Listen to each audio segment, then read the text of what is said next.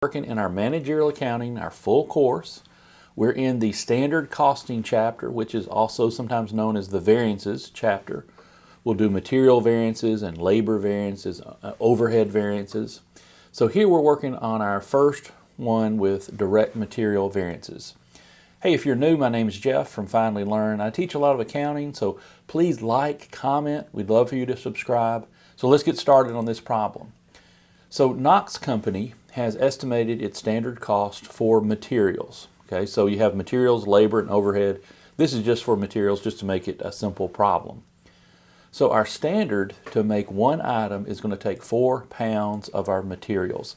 Let's say our materials are, sand or concrete or something like that that might be measured in pounds. Well, it's going to cost us $15 per pound.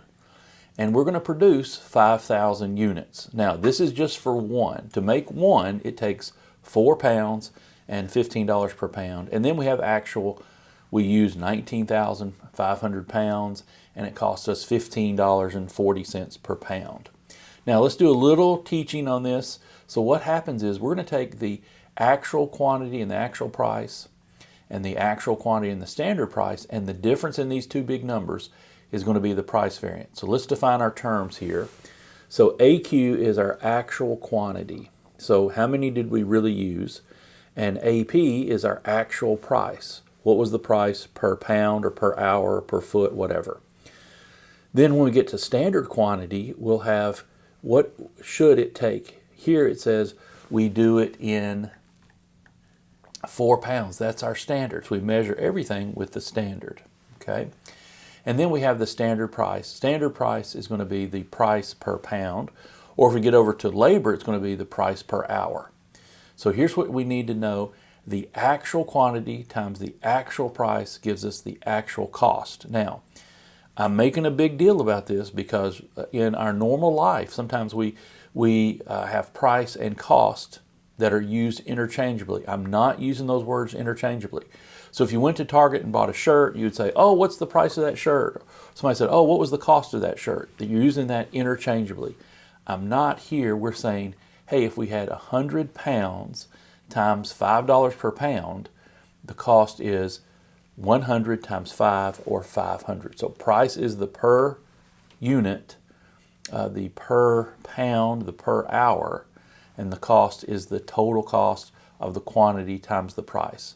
So price and quantity for standard gives us our standard cost. So just be real clear that you're doing the price per unit, the cost is the total. All right, so let's go back and look at our problems here. So we're going to do the actual quantity. Let's grab all the things and then we'll work on doing the variances. What is our actual quantity? Well, this is materials and we're measuring in pounds. So our actual quantity is 19,500 pounds. And our actual quantity is used 2 different places. So actual quantity is 19,500 pounds. What is our actual price? Well, our price that was given, actual, is $15.40. And what's our standard? Well, we thought we would do it in $15 per pound. All right, so we're just filling out this chart. There is a way to do this with formulas, but I can't remember formulas as easy as I can remember this little chart where you just plug things in and take the difference. So you have actual quantity times actual price, and on the right you have standard quantity times standard price. You just have to remember in the first one you take actual quantity, but you take standard price.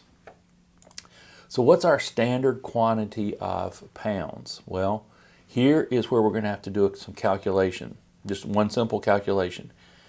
If it takes 4 pounds to make one finished unit, then what does it take to make 5,000? Well, it's going to take 4 pounds times $5 per unit.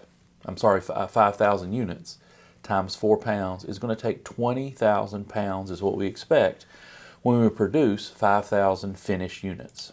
Now our standard price is still $15 per pound. Okay, so that's how we set it up. By the way, we didn't do the very first one. What is the standard cost of materials to make one finished unit? Well, it's going to be 4 pounds 4 pounds times $15 per pound. So to make one item, it's going to take $60 just of materials. So when we're figuring out, we're going to say, well, each item we think is going to cost us $60 and then times however many units. So what we have here is, if we take 60 times 5,000, we're going to get $300,000. And that's what we're going to find right here. If we take 20,000 times the $15 each, we're going to get 300,000, which is just 5,000 units times $60 per unit. Make sure you understand how to go from 1 all the way up to 5,000. And the actual is already built at 5,000 units total. Here's what we actually spent. So we're going to take 19,500 times the $15.40, and we get $300,300.